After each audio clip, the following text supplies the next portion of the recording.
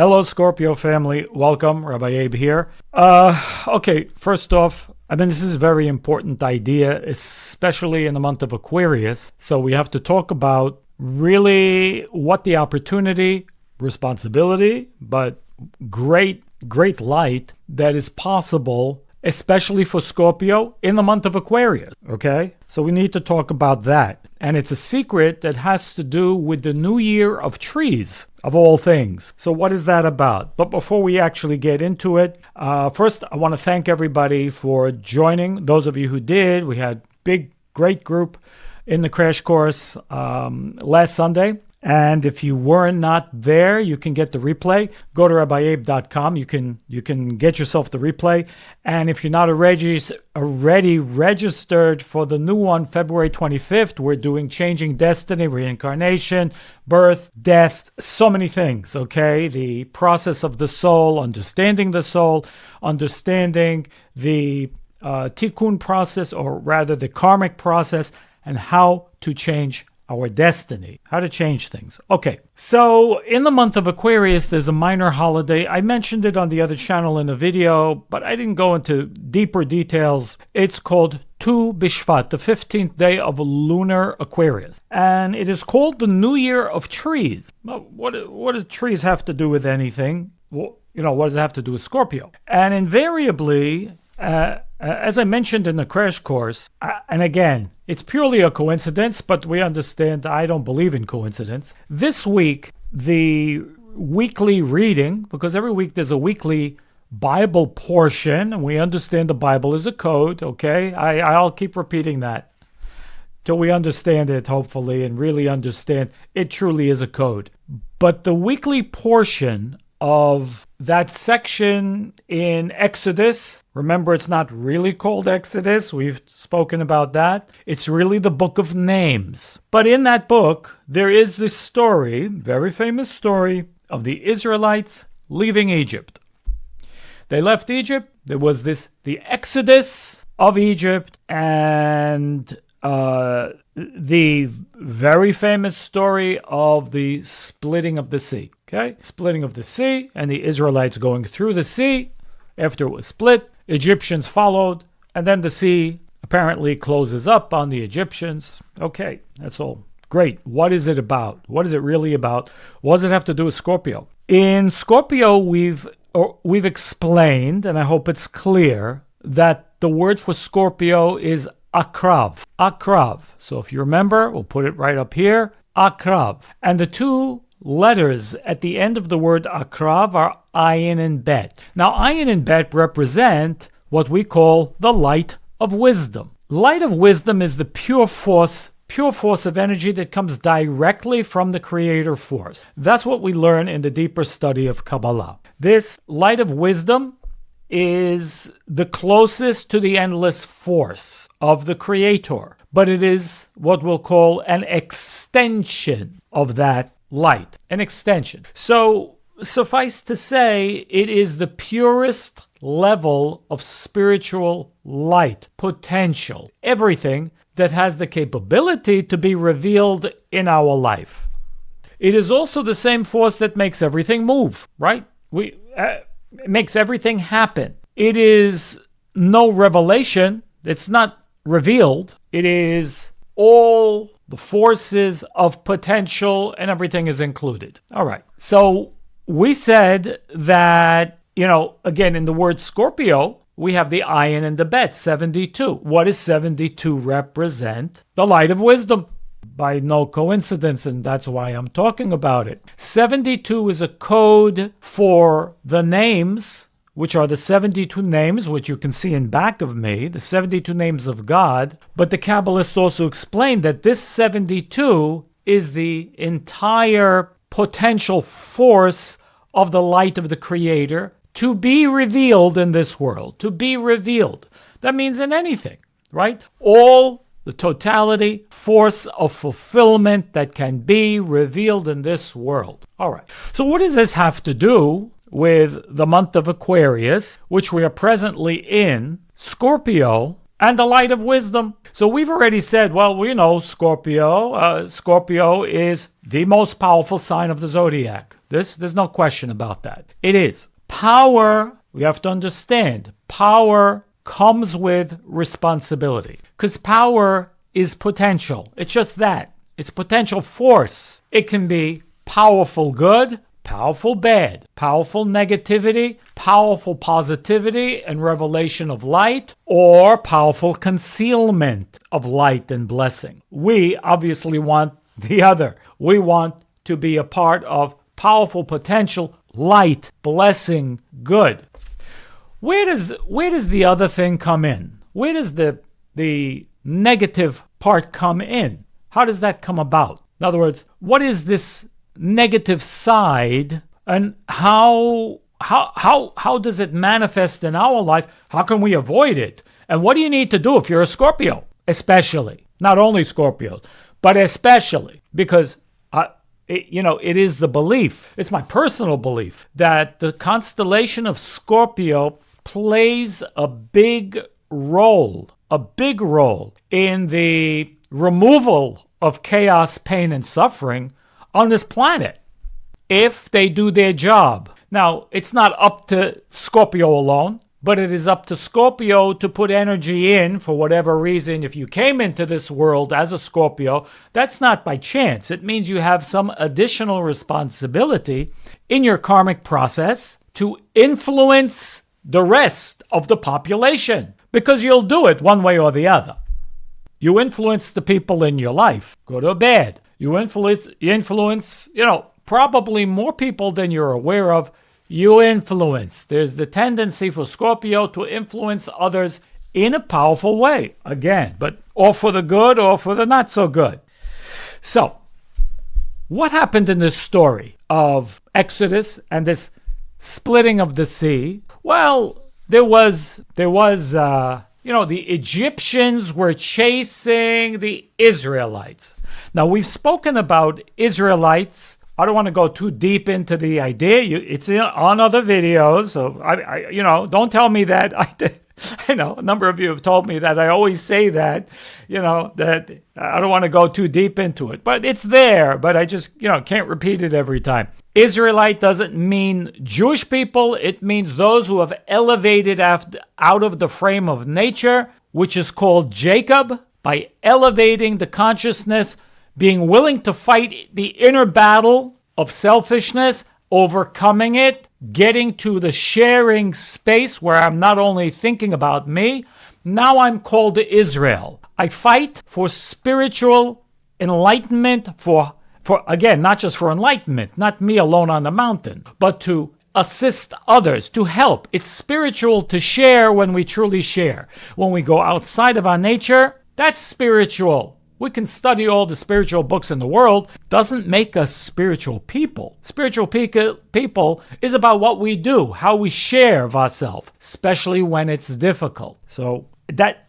pay close attention, because that's going to come in very shortly. So Egypt, again, the Bible is a code. Egypt doesn't mean the place, but this word, which is translated into Egypt in the Bible, is Mitzrayim. Mitzrayim really means a place of narrow. Meitzar in Hebrew means the narrows, where energy becomes squeezed off. Like this part of the body, the thinnest, the area of the torso, it's here where all the light is here, comes down from here, spiritual world, physical brain, and so on, through the senses, and then is translated to the rest of the body and so on. This is the narrows, it's the neck. Pharaoh represents the back of the neck. Who's Pharaoh? Pharaoh is the negative side, but again, we're not talking about physical people here. Yes, perhaps also physical people, but that's not the point. Egypt and Pharaoh represent the essence of selfishness,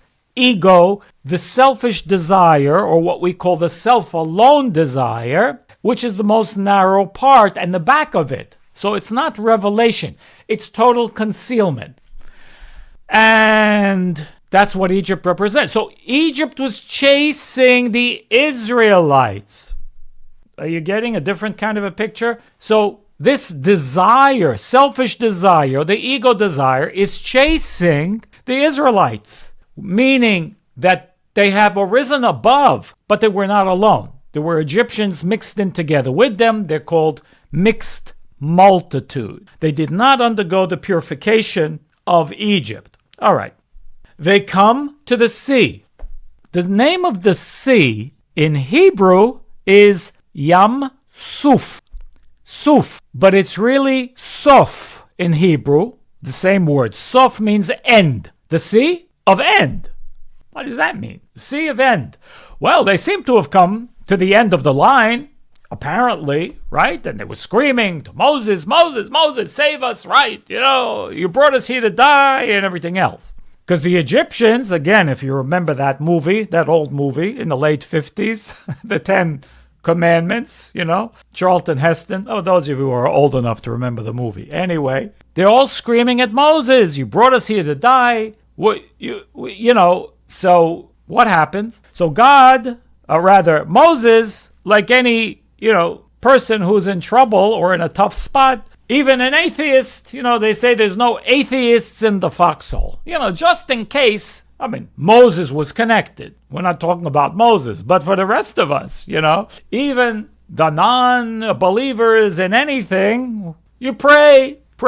So it says Moses screamed to God. Screamed. And this is translated by the commentators as prayer. Moses prayed.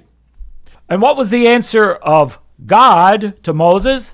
What are you praying to me for? Talk to the people and go. Now, we mentioned this in the video of the 72 names, that God doesn't want our prayers. True, he doesn't, because it's not about God. It never is. The creator force is constantly providing 24/7 energy, force, all of it. Ayin Bet 72. It's being provided. It's an extension of the essence of the force of the creator, and it is ever present all the time. It's all the time.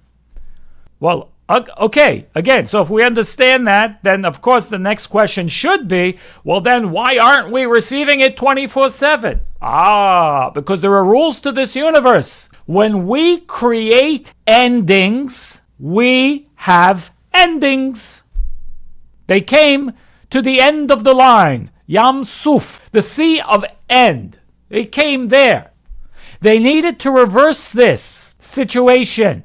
So again, well, what do you mean? How do we create endings? Very simple. If we don't understand the mechanism of energy, and I spoke at length about it, and we will again, we spoke at length about it in the crash course. Again, you can get the replay if you want. Go to RabbiAbe.com. And we will further clarify in the upcoming course this idea of resisting the selfish desire, because the rule is anytime we're only interested in ourself, in our own pleasure, it's for me only, in our own benefit, it'll be over. It's over immediately after. It's over. Anytime you're looking for pleasure only for yourself, without considering the other, without considering the whole of the situation maybe, it ends. It's going to end. Now, tomorrow, it must end. It must end. So anytime viscerally, emotionally, energetically, we desire energy to satisfy ourselves now. I want now.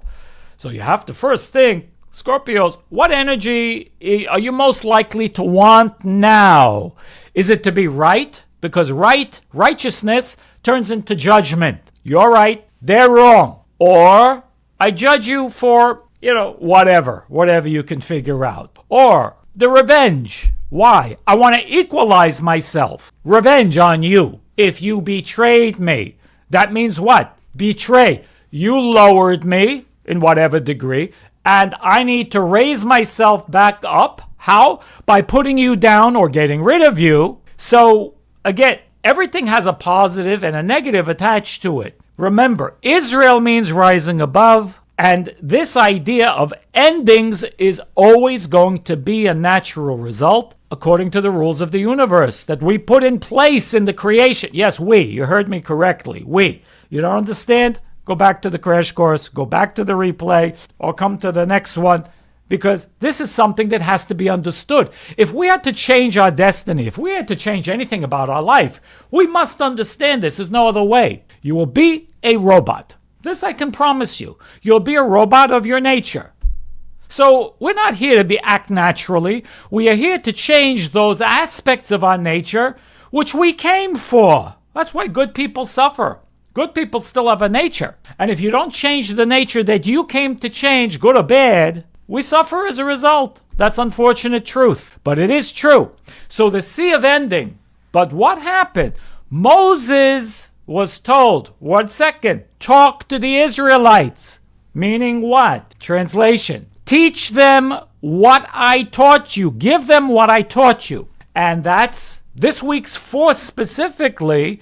And in the entire month of Aquarius, it is, again, chapter 14 in Exodus, verse 19, 20, and 21, each one having exactly 72 letters each.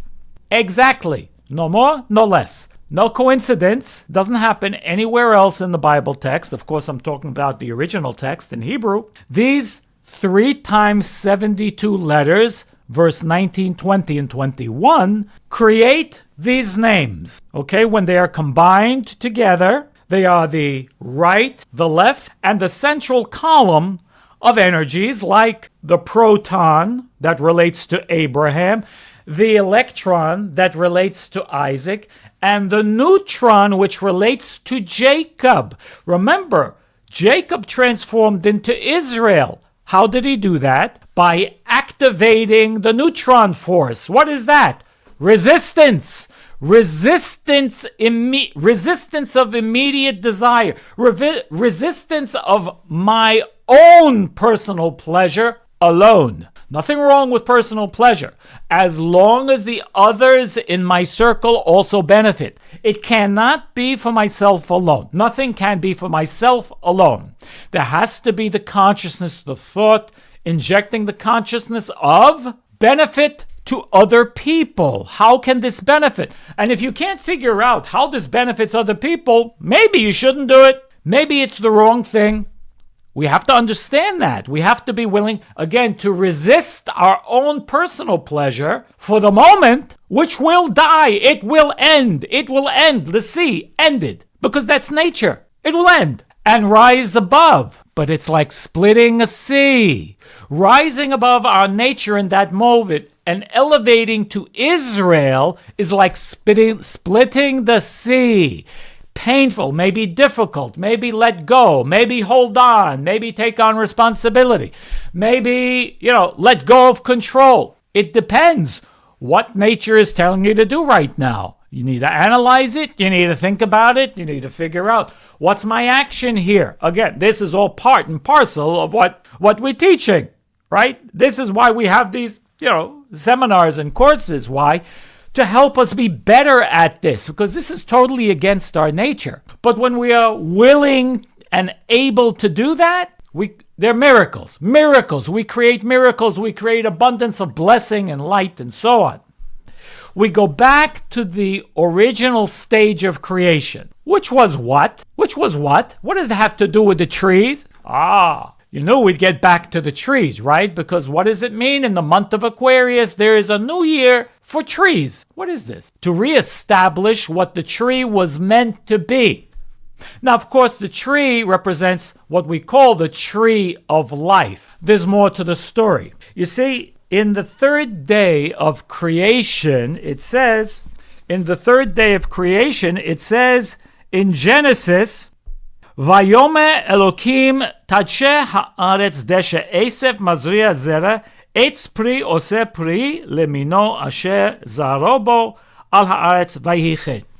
And God said, the earth shall send forth vegetation, seed-bearing plants and fruit trees that produce their own kinds of fruit, with seeds shall be on the earth. And The earth, and it happened, the earth sent forth vegetation, plants bearing their own kinds of seeds, and trees producing fruits containing their own kinds of seeds. Now, what does that mean? That's actually a very concealed verse. We have to go to the secret texts that explain to us that in the original level of consciousness of creation, and I say original level of consciousness of creation, before what is called sin of Adam, where there was a descent of consciousness. We won't go into that now. That's another video. But it was a higher stage of consciousness. What did that mean? What did it represent as far as these trees went? This coded verse of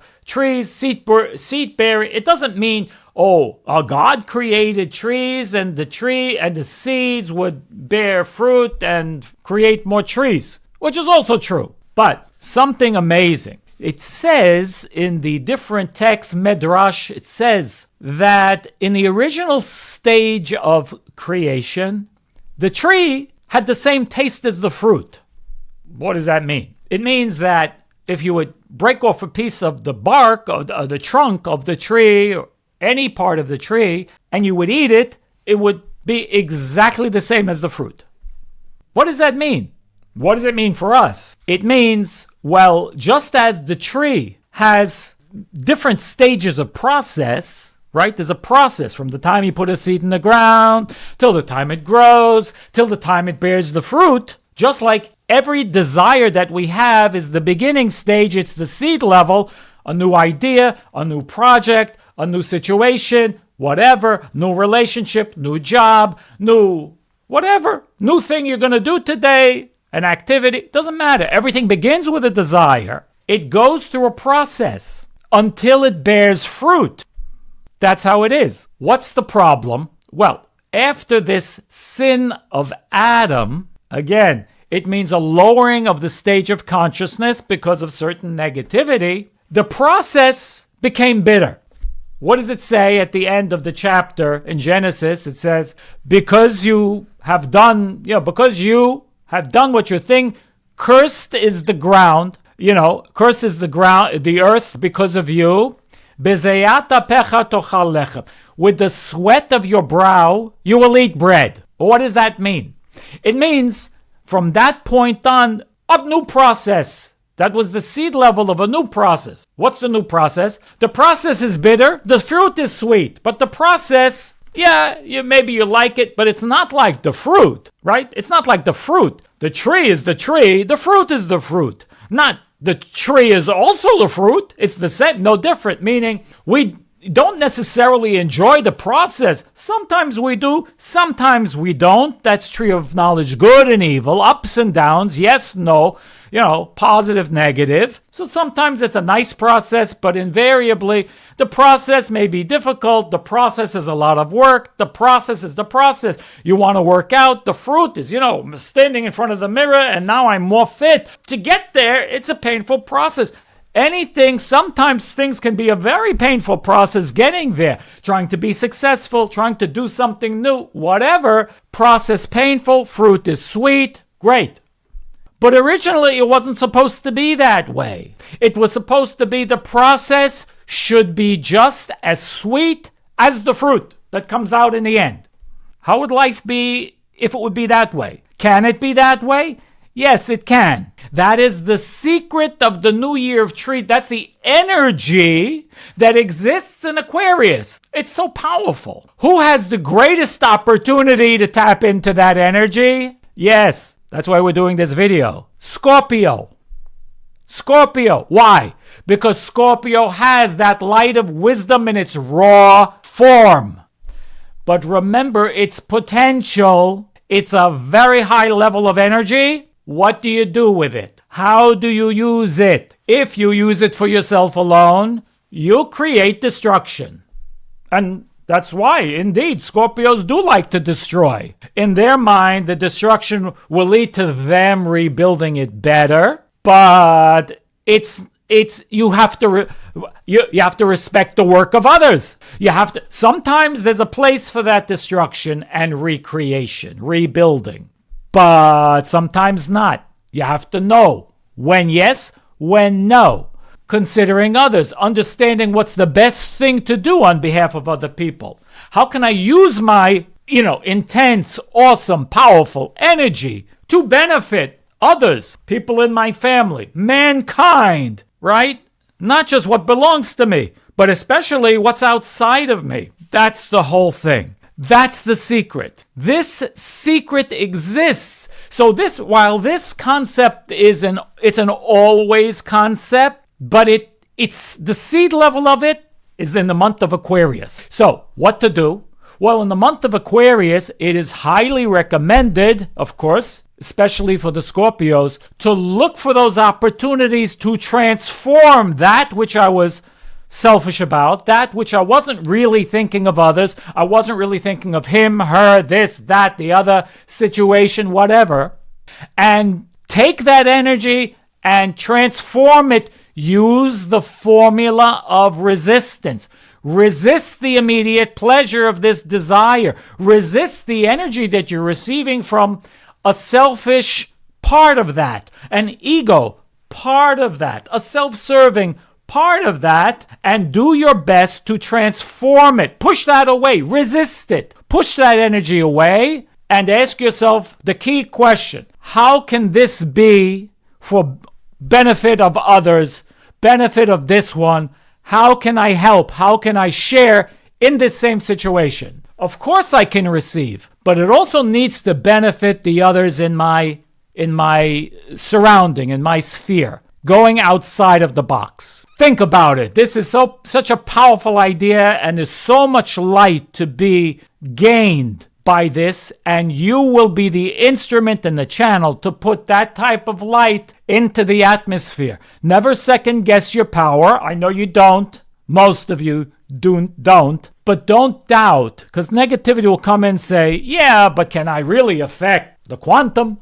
Can I really affect the environment? And I'm telling you, yes, you can. Yes, you can. And take your actions with the understanding that you're not only affecting yourself, but you are affecting your environment and your surroundings. Be blessed, lots of blessings, and awesome energy in this month, the month of Aquarius, for all of the Scorpios. And I will see you very soon in the next video, guys. All the best, lots of love.